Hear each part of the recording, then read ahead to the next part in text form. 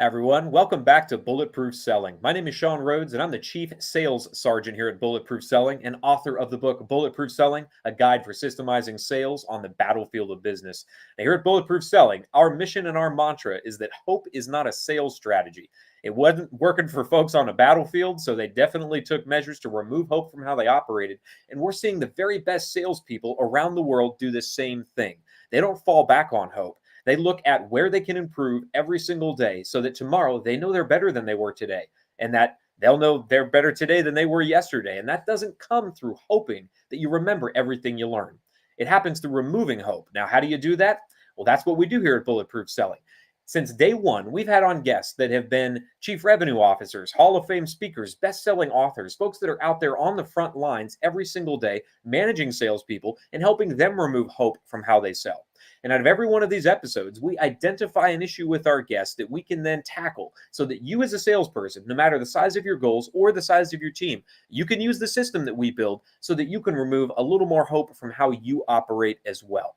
Now, and all the folks that I get to talk to, veterans are obviously one of my favorite groups, but the folks that are out there managing sales teams that have that frontline view every single day on the battlefield of business, also great people to talk to because they're not only responsible for driving revenue, but they're also responsible for making sure that their people are doing the right things day in and day out, those leading indicators to make sure that revenue happens.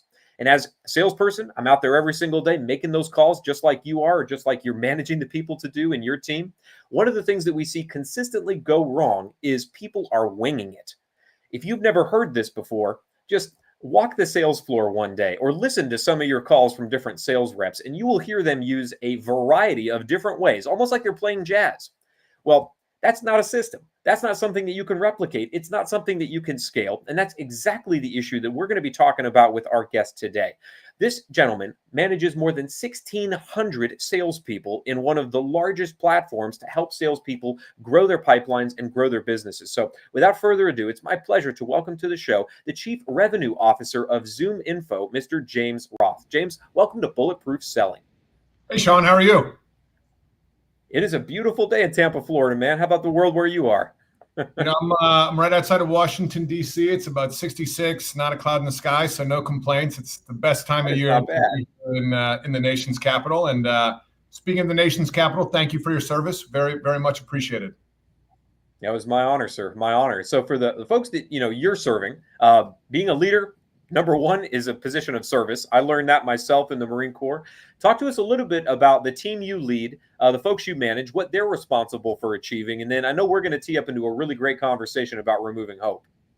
Yeah, so ZoomInfo is the world's biggest B2B data provider go-to-market platform. And I run the revenue organization, which encompasses sales, customer success, CX, SDRs, account managers, new business sales, solutions engineers, solutions consultants.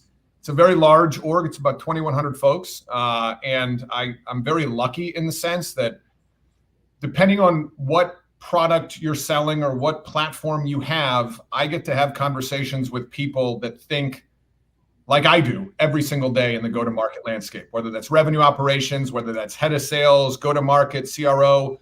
The same things that keep me up at night are the same things that keep our customers up at night that we get to work on solving every single day.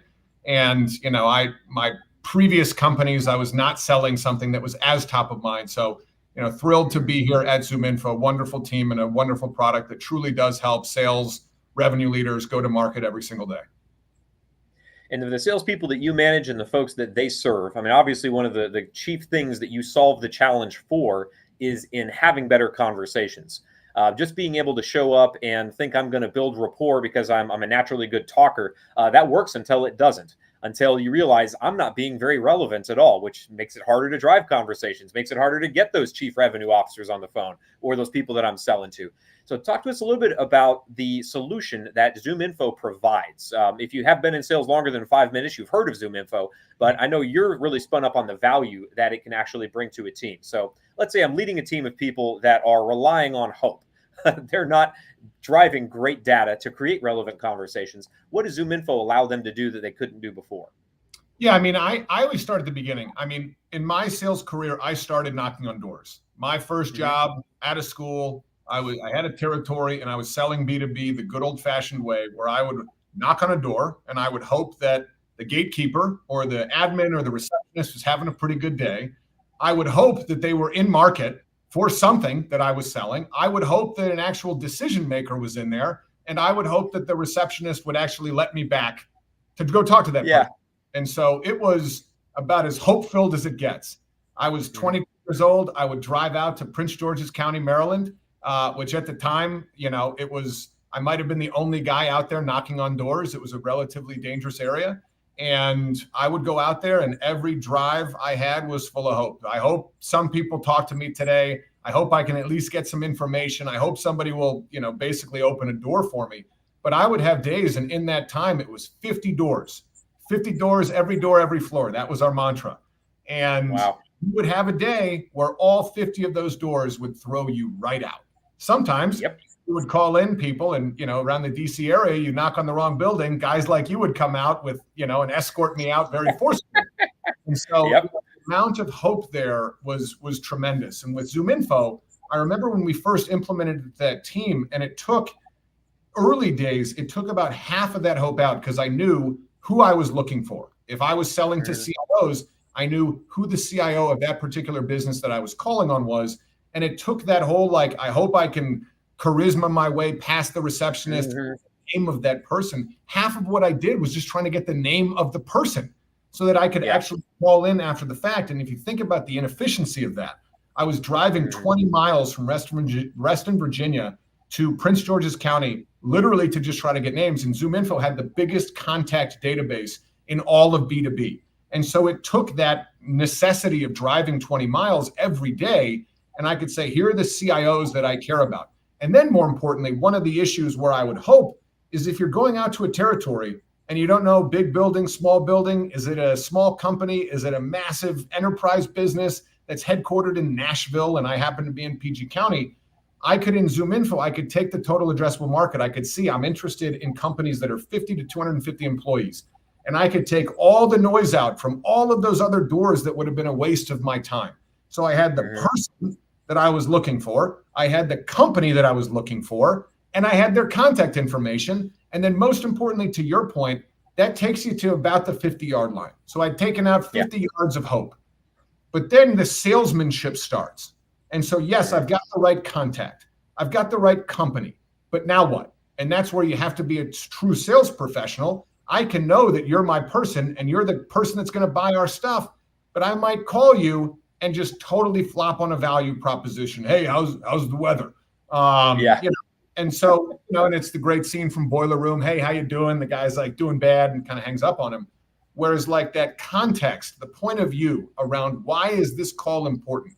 And so what ZoomInfo really does, outside of just the contact and the company data, which so many people know and love us for, is the signal strength, if you will, the right time, the right place. I know that you, Sean, just got promoted. I know that you are now our buyer. And in an instant, I can get all of the relevant data. You just raised $50 million.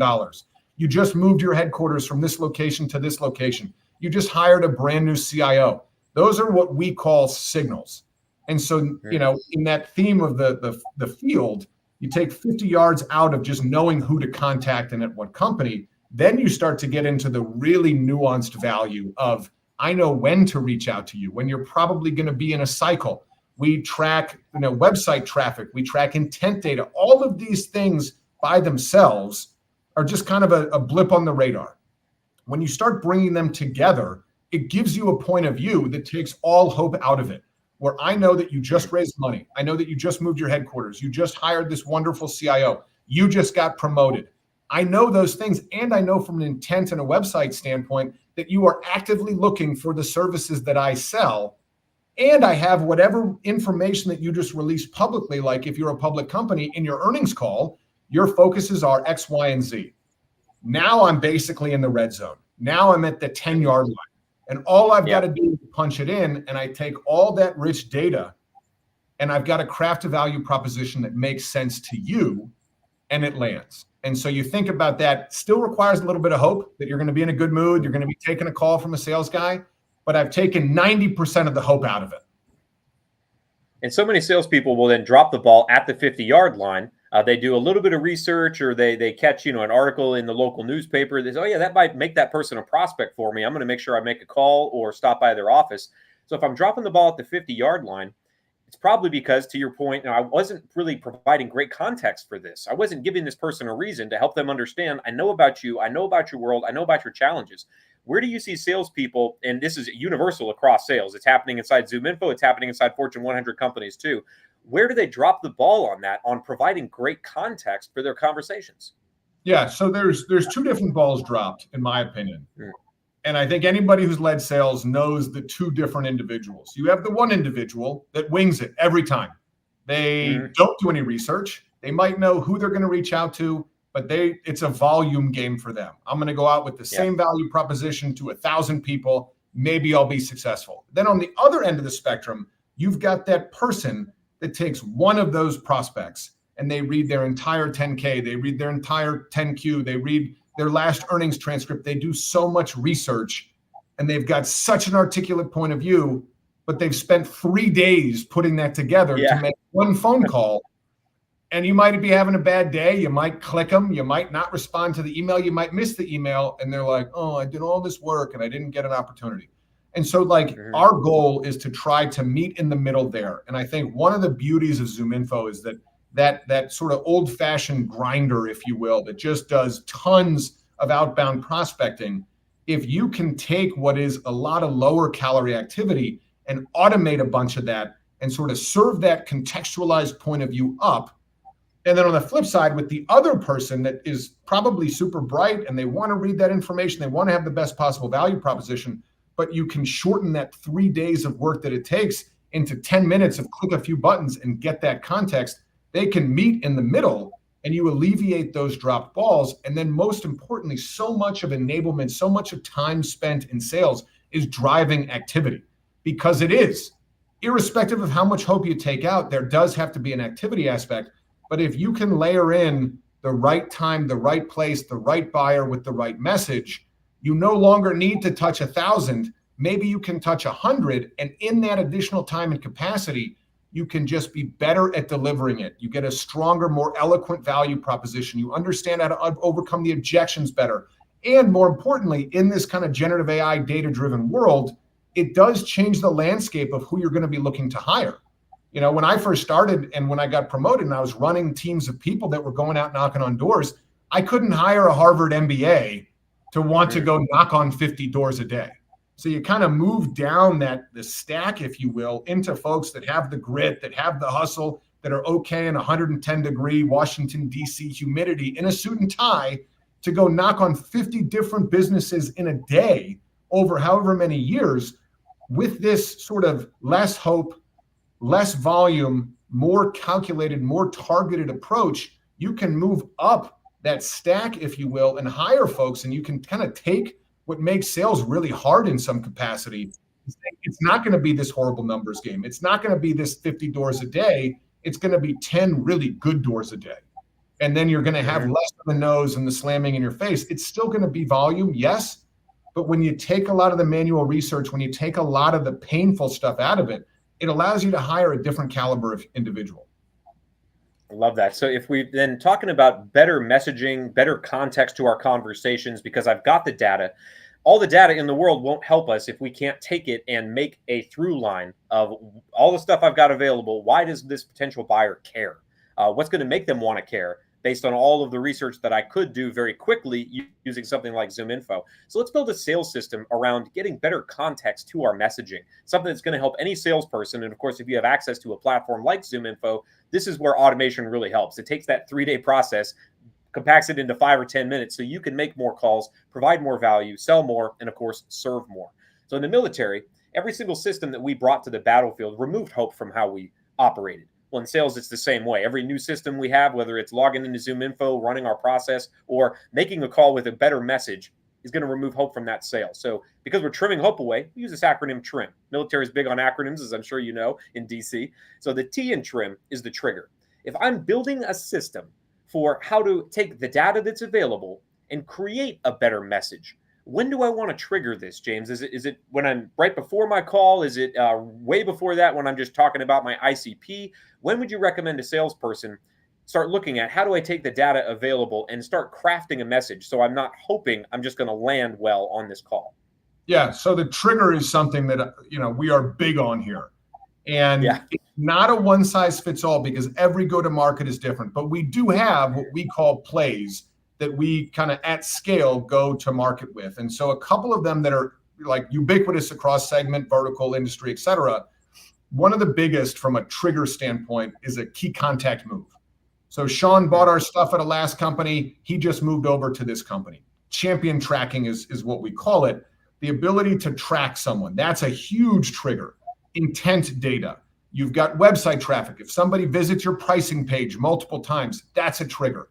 And so, in your acronym trigger, we call it signal, but it's the same thing. Yep. And so what kicks off the reason to go do that research is the trigger. Because if you've got a total addressable market of 1,000 accounts, it's impossible to get all the context and all the meaningful stuff. And so the key is saying, where do I focus my time? And you start with the trigger. And so for an example, you will get in a given day, here are the triggers that happened in the last week. Funding. I don't care what you're selling. If somebody raises $100 million, you should probably go try to be a part of how they're spending that $100 million. On the flip side, there's also triggers in downsell, in churn. Someone lays off 50% of their workforce. Those are all triggers. We call them signals, but I like triggers too, that say, okay, James, go focus in these targeted accounts because they are showing these particular triggers. That starts off the why do I focus on these versus this other ecosystem that might just be silent. There's nothing really exciting about why I would contextually reach out to somebody. So let's focus within my TAM on these particular accounts with triggers. Funding, pricing page, key contact tracking, new C-suite executives. Those are some that are not nuanced in terms of they're always good triggers to reach out. That's awesome. So, like you mentioned, it's going to be different between every different market vertical. You may sell something that is exceptionally useful to a company if they've just laid off half their workforce. So that's going to be a higher priority trigger than it would be if you're going into a company and you sell something really, really great for them if they just hired a new executive. You got some strategic coaching you can offer, something like that. So if I got the trigger element down, now I'm moving into making this repeatable. So I've noticed my triggers for whatever they're going to be for what I sell. Now I want 4 or 5, maybe 6 steps that I can consistently execute to take that trigger and build a message that is going to get the attention of the person I'm reaching out to, whether I'm reaching out via phone or email or social media. What are those steps that you recommend a salesperson go through to take the data, that trigger element, and conform to a great message that's going to get the attention of my buyer? Yeah, so this is one where I think a lot of sales falls apart. And this is what we're actually working on solving with our new product coming out that's called Copilot. Because what happens, and anyone who's run sales knows this, and they'll feel it viscerally. You can serve that trigger up. And I got about 100 salespeople that sit right outside my office. You can serve it up, and then you watch them. Some of them are going to jump right on it. They're going to start doing the research. If it's not automated, if it's not forced, unfortunately, 70% of them might get stuck on TikTok. They might go walk outside to go take a cell phone call. They might miss the trigger. And so ZoomInfo as a whole has always served up all of this rich data, but it was incumbent upon the rep to log into the platform, create it, advanced filter it, set up. And I've known salespeople that don't open a laptop in a given day, right? They go out to their territory, they're playing golf, they're at a big dinner. They might not even log into Salesforce in a given day. So that thought that, hey, these reps are going to go in there and use every one of these triggers and they're never going to miss one. What keeps me up at night is the amount of missed opportunities, the amount of missed triggers. So what we are solving for with that is basically automate all of those triggers to say, okay, when you think about orchestrating a go-to-market to make it repeatable, if I see intent as a trigger, could be something, could be nothing. Where there's smoke, there's fire sometimes, but I'm going to automate that intent trigger would go to an SDR. It gets right in there. They're going to call it however many times because it might be something, it might not. A new C-suite executive or a new, a champion that leaves, I'm going to route that right to the actual account executive, one of our best account executives. But even that, the best account executive could still miss the trigger. And so making it repeatable is we build out workflows that basically say, if this happens, then follow up with this. And so in the repeatability aspect of it, I would personally, given how many of these triggers happen in the world every single day and how many salespeople across don't follow up on them, I would rather automate that. And generative AI makes that a possibility because you get all of the rich context, you get all the company data, all the contact data, all their public information, and you can say, when this happens, start this sequence. And so that at least you're never going to miss the trigger. So when you talk about the R in trim, that repeatability, we don't want to take any chances with. And there are certain segments where you can override it. If you're in the enterprise and you have 2 accounts and you're a great rep, yes, you can tweak how that workflow works. But even in things like getting messaging on LinkedIn or sort of the air cover, if you will, that's what we call it, air cover, to basically engage marketing. If one of those things is happening, and we can surround them on LinkedIn, we can surround them in these different platforms with marketing messages that are tailored to what they might be looking at.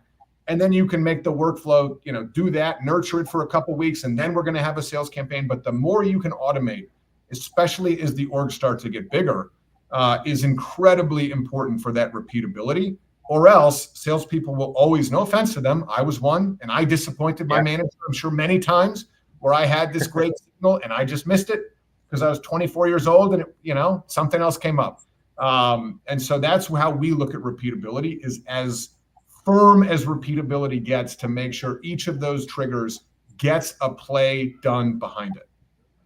And so the steps that I heard, then I want to map this out for the salespeople listening and the leaders listening. First step, have a process to execute when you notice one of these triggers happening. I see so many sales teams will just say, hey, did you hear about this company? They just acquired, 18 new locations. Well, that's great. Okay, as a salesperson, I don't know what to do with that. I know it happened, but I don't know what the next step is. Map the step for your salespeople so they have a process to execute. And as a leader, you can absolutely tweak that if you need to make it more specific for them. Second thing I heard you mention was, hey, can you actually automate any of this? Because the more you can automate it, the more time your salespeople can spend in conversation on the phone, that human-to-human interaction that we can't automate yet. I know there's a lot of companies attempting it, but we actually have to be human-to-human conversation at some point. Automate as much as you can as the process so that you can have more of those conversations. Then you mentioned, how do you ensure that you don't lose any of these opportunities, that we don't orphan any of these accounts? If a trigger happens and I've invested the time to automate the process and launch it, I better make sure that there's some kind of a stopgap to make sure these things don't fall off of the radar. Otherwise, I'm going to find out my competitor ended up doing business with these folks, even though I was better suited. And the final thing I heard you mention was, and we got to make sure we're using consistent messaging here. Map the messaging ahead of time. If somebody's been acquired, if they just laid off half their workforce, have those things set ahead of time so that you can provide consistently good air cover and you're not trying to wing each and every message. Otherwise, you'll never be able to scale success. So great repeatable elements of that system. The I in trim is where we begin to really put our thinking caps on, because this is how we improve it. We learned in the military that we needed to stay ahead of the rate of change in our environment because our enemy always got a vote in our plan. If we waited for the environment to change before we did, we weren't going to get the results we wanted. So as a sales leader, James, how would you recommend your team then, if we're just applying this to your team, how would they improve this system over time to make sure it was getting consistently better results? Yeah, so we are incredibly focused on constant tweaking, constant optimization. And what's fun, and again, where I sit, Fortune 50, Fortune 100 companies, the biggest and best go-to-markets out there, we're in there. We get to power them. I get to sit with their CROs and have these great whiteboarding sessions. We call it ZoomInfo Labs, which is like a consulting arm of ours, where we get to say, okay, what is your ICP? What are the key triggers? Is it a tech install? Is it, somebody's looking at a competitor? Like, what are those key things? And then we orchestrate their entire go-to-market. We do the same thing here, and we run a process we call ZoomInfo and ZoomInfo, where we constantly will look at our actual conversion rates, our win rates, what is working in each one of those triggers. When we repeat it and automate it in a certain way, do I want intent going to SDRs? Yes or no? Do I want the key champions? And these are the conversations that we have on a regular basis. If you have a champion move and you give it to that account executive, that's our best account executive, would you rather have them taking the time to give the one great value proposition, or do you want it in a volume play where that SDR is just going to keep reaching out?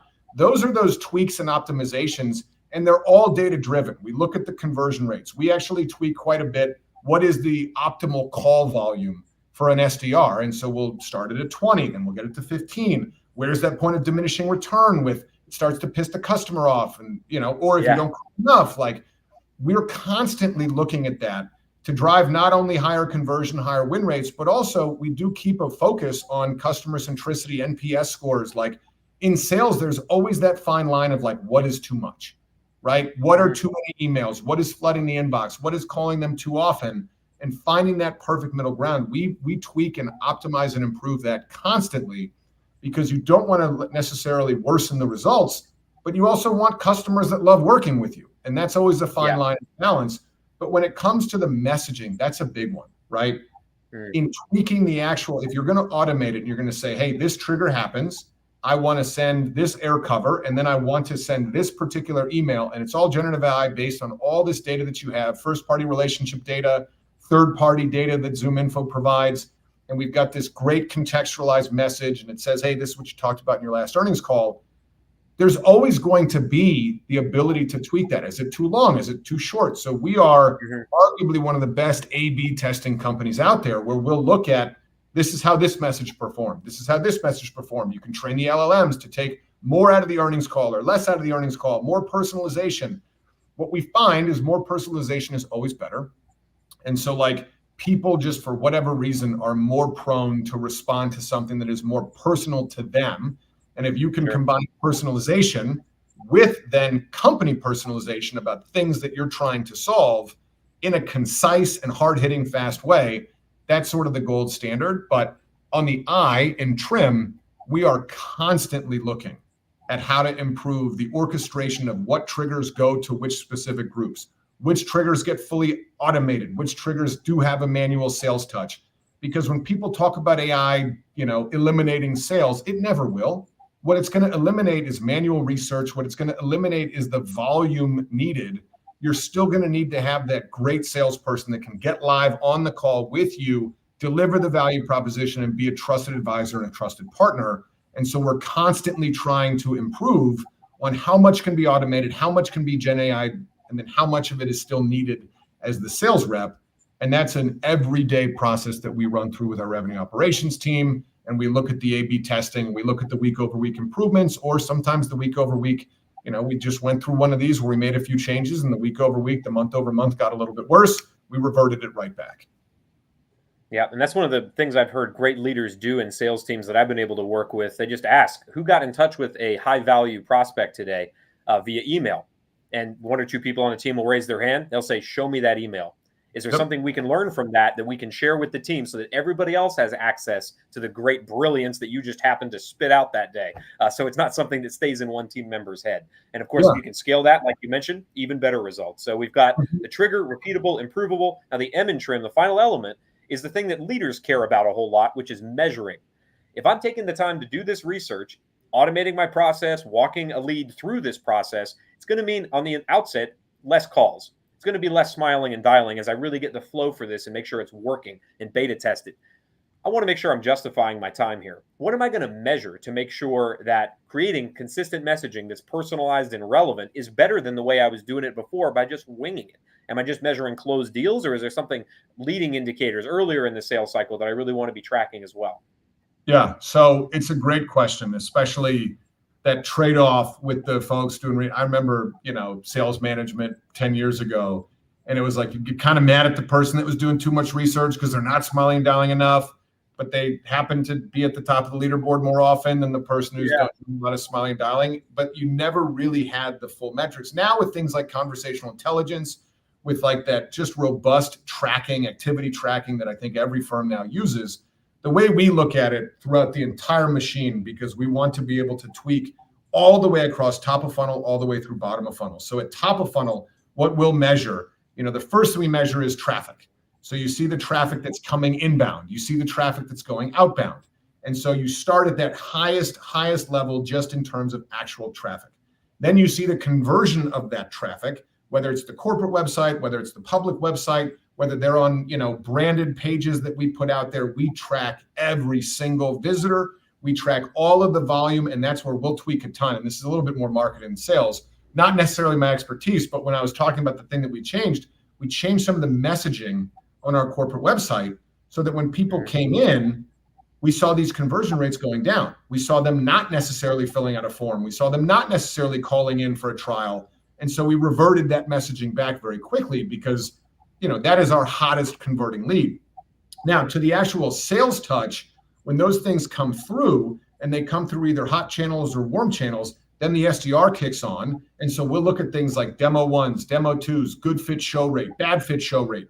And we track every single bit of that data to say, hey, over the last month, our good fit show rate increased by X amount because we tweaked this level of messaging on the actual website. So that's working. So that means the combination of what marketing has out there from a website perspective is fully aligned with what the SDRs are pushing, and the people know what they're getting. And I think what a lot of times happens with good fit and bad fit show rates is if your messaging isn't aligned with what the SDR's value proposition is, and they're coming in to see something about a platform, about something about this, that, or the other, but they're really just looking to buy great data, you might have a misalignment in the machine. And so we track that down to each one of those levels. And then what gets more interesting is then when that demo gets moved to the actual account executive, that's where the research, that's where the actual, those things kick on. When you talk about outbound, we've got a tremendous outbound SDR team, but we also do require our AEs and our AMs